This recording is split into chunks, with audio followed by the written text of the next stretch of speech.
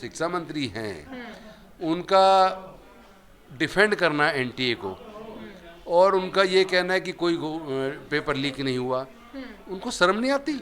उनको तो इस्तीफा देना चाहिए, जिम्मेदारी लेनी चाहिए। मतलब ये तो पूरा का पूरा घोटाला है, पूरी सरकारी घोटालेबाजियों की है। इस केंद्र की सरकार को अगर जरा भी शर्म है और ये अगर अपना शर्म से मरना नहीं चाहती तो इसको तुरंत बाबा साहेब की मूर्ति, गांधी जी की मूर्ति उन्हीं जगह पर जहाँ वो थी और जितनी ऊंचाई पर तुरंत लगा देना चाहिए। सावरकर जैसे जो देश के लिए कुछ भी नहीं करा उसके साथ लगा है, ये हमको बर्दाश्त नहीं होगा। नमस्कार, मैं ब्यूटी गिरी और आप देख रहे हैं नेशनल दस्तक। लगातार जिस तरीके से खबरें आ रही और लगातार शिक्षा मंत्री के इस्तीफे की मांग हो रही है और अब जिस तरीके से फैसला आया सुप्रीम कोर्ट का कि नीट में जरा सा भी घोटाला हुआ है तो ये परीक्षा रद्द की जाएगी और दोबारा एग्जाम किया जाएगा। बच्चों ने कहा कि ये परीक्षा नीट की जो है वो हुई है दोबारा तो कराई जाए पर एनटीए द्वारा नहीं कराई जाए और इसी को लेकर मांग जो है लगातार बढ़ी हुई है, हंगामा बढ़ा हुआ है। और इसी जिस दिन ये फैसला आता है उसी दिन रात को ये पता चलता है कि नेट का जो एग्जाम है उसमें भी धांधली हुई है। आखिर हो क्या रहा है सर? एक्चुअली जब तानाशाह सरकार देश में बनेगी, मनवादी सरकार बनेगी जिसका देश के संविधान में, लोकतंत्र में भरोसा नहीं है, तो ये सब तो होना ही था। एक तरफ नीट का पेपर लीक हुआ, एक दिन पहले कई बच्चों ने खुल के बयान दिया, पुलिस को बयान दिया कि एक दिन पहले उनको पेपर मिल गया, पेपर आंसर शीट रात भर रटवाई गई। गुजरात में भी हुआ, हरियाणा में भी हुआ और बिहार में भी हुआ। और उसके बाद धर्मेंद्र प्रधान जो शिक्षा मंत्री हैं उनका डिफेंड करना एनटीए को और उनका ये कहना है कि कोई पेपर लीक नहीं हुआ, उनको शर्म नहीं आती? उनको तो इस्तीफा देना चाहिए, जिम्मेदारी लेनी चाहिए। देश का इतना बड़ा एग्जाम, 27 लाख के करीब छात्र उसमें बैठे हैं, रात दिन मेहनत करते हैं बच्चे, और इस तरह पेपर लीक हो गया। 720 में से 720 नंबर, 67 लोगों के आज तक 10 लोग कभी भी टॉप नहीं कर पाए, 100% नहीं ला पाए। और आप कह रहे हैं कोई पेपर लीक नहीं हुआ, कोई ऐसा वो नहीं मिला, ग्रेस मार्क दे रहे हैं, किस कानून के तहत दे रहे हैं? मतलब ये तो पूरा का पूरा घोटाला है, पूरी सरकारी घोटालेबाजियों की है और इनको तो शर्म भी नहीं आती। ऐसा भी नहीं है, देखो इतने एक्सीडेंट आज तक रेलवे के किसी दूसरे कार्यकाल में नहीं जिसमें अश्वनी वैष्णव के में हुए, लेकिन हर चीज़ में चुप्पी साधते हैं, रिजाइन देते नहीं है, जवाब देते नहीं है। इनको तो शर्म आनी चाहिए, रिजाइन कर देना चाहिए, जिम्मेदारी लेनी चाहिए कि इनके कार्यकाल में इस तरह पेपर लगातार लीक हो रहे हैं। They are totally failed, they are not able to.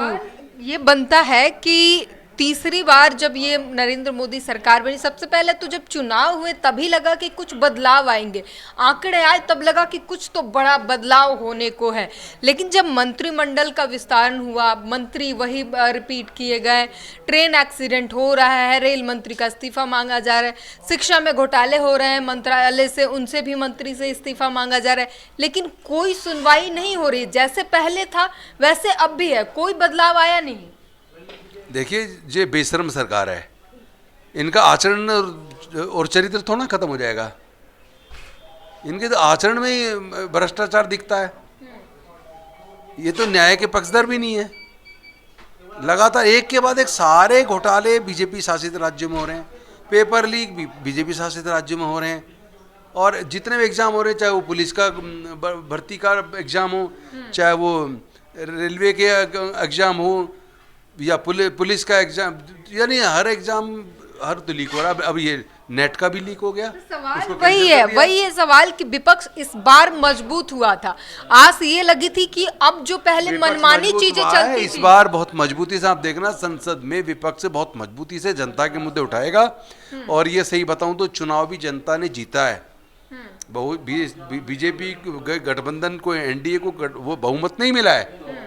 इन्होंने तो पूरे देश का मीडिया, मुख्य मीडिया इनके साथ, चुनाव आयोग इनके साथ, सारे चुनाव अधिकारी डीएम्स वो इनके साथ, सारी ताकत कॉर्पोरेट की वो इनके साथ, और उसके बाद कितने कम सीटों से जो हार जीत हुई है, वो किस तरह मैनिपुलेशन की जाती है, वो हमने खुद अपने आंखों से देखा है।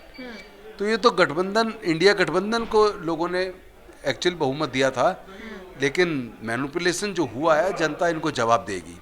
संसद भवन से बाबा साहब अंबेडकर की मूर्ति हटा दी गई। मांगे जो है लगातार उठ रही है और देखा जाए तो आधी जनता जो है देश की आबादी वो सड़कों पे है और मांग कर रही है लगातार, लेकिन कुछ परिणाम नहीं आ रहे हैं। एक बयान तक किसी का नहीं निकल कर आया। तानाशाह सरकार आसानी से नहीं मानती है।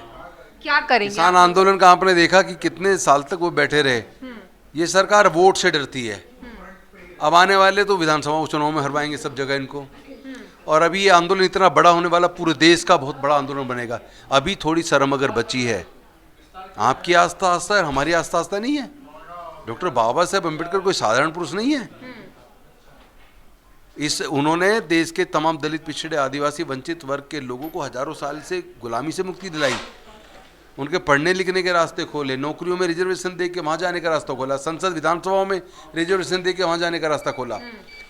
और हजारों साल की गुलामी तोड़ने वाले व्यक्ति की मूर्ति लगवाने के लिए, उस महामानव की मूर्ति लगवाने के लिए 1964 से बहुत बड़ा आंदोलन जनता ने किया। आरपीआई के नेतृत्व में लाखों लोग जेल गए और कितने बच्चों को माताओं ने जेल में जन्म दिया, कितने लोगों की डेथ हुई जेल के अंदर।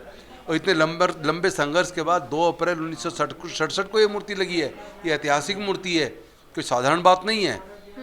इस केंद्र की सरकार को अगर जरा भी शर्म है और ये अगर अपना शर्म से मरना नहीं चाहती तो इसको तुरंत बाबा साहेब की मूर्ति, गांधी जी की मूर्ति उन्हीं जगह पर जहां वो थी और जितनी ऊंचाई पर तुरंत लगा देना चाहिए, वरना ये राष्ट्रव्यापी आंदोलन होगा। ये बात है कि मान लीजिए शर्म की अगर बात छोड़ दे, क्योंकि शर्म बेशर्म कही जाती है सरकार, या वो तो अपने ऊपर आता है, शर्म आए ना आए, लेकिन क्या आप लोग इतनी मजबूती में है कि सरकार को मजबूर कर दे और अपने फैसले बदलने के 100% बिल्कुल करेंगे।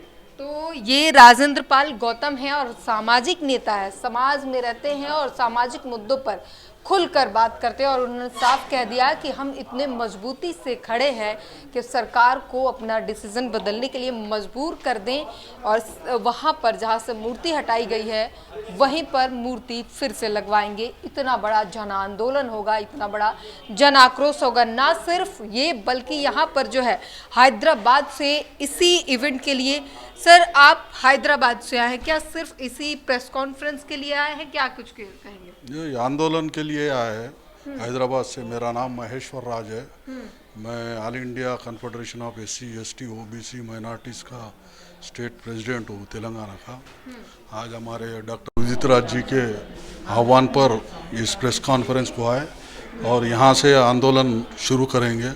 जो 22 तारीख को है एक मीटिंग और 26 को है। 26 को अटेंड करके हम यहाँ से तेलंगाना और साउथ इंडिया में पूरा इसको फैलाने की कोशिश कर रहे हैं। तो ये अब आंदोलन पूरा देशव्यापी होने वाला है, कितने की संख्या होने वाली है? पूरे अम्बेडकर, फुले अम्बेडकरवादी सब लोग आएंगे, गांधीवादी भी आएंगे, क्योंकि ये लोग गांधी, फुले और शिवाजी ऐसे महापुरुषों का जो प्रत्येक स्थान था उसको हटाकर, जैसे मोदी जी ने अडवाणी, मुरली मनोहर जोशी को कौन सा मंडल है वो मार्गदर्शक मंडल में डाला, वैसा हमारे महानुभावों को एक प्रेरणा स्थल बोलकर वहाँ सावरकर जैसे जो देश के लिए कुछ भी नहीं करा, उनके प्रतिमा उसके पास उसके साथ लगाए। ये हमको बर्दाश्त नहीं होगा, ये घोर अपराध है। मोदी जी को हम चेतावनी देते हैं। ठीक है, तो ये पूरे भारत से आंदोलन छिड़ चुका है और हर जगह से पूरे भारत से लोग आने वाले हैं और जाहिर तौर पर ये आंदोलन बड़ा होने वाला है और मूर्ति वापस वहीं लगाई जाए, इसकी कड़ी मांग होने वाली। इस पूरी बातचीत पर अपनी प्रतिक्रिया जरूर दीजिए। कैमरामैन आशीष के साथ ब्यूटी गिरी, नेशनल दस्तक। नेशनल दस्तक की आपसे गुजारिश है कि अगर इसको बचाना चाहते हैं तो नेशनल दस्तक को सब्सक्राइब करने के लिए रेड कलर के सब्सक्राइब बटन को दबाएं, फिर बेल आइकन की घंटी दबाएं। नेशनल दस्तक को बचाने के लिए बहुत जरूरी है कि हर खबर को शेयर करें, लाइक करें, कमेंट जरूर करें।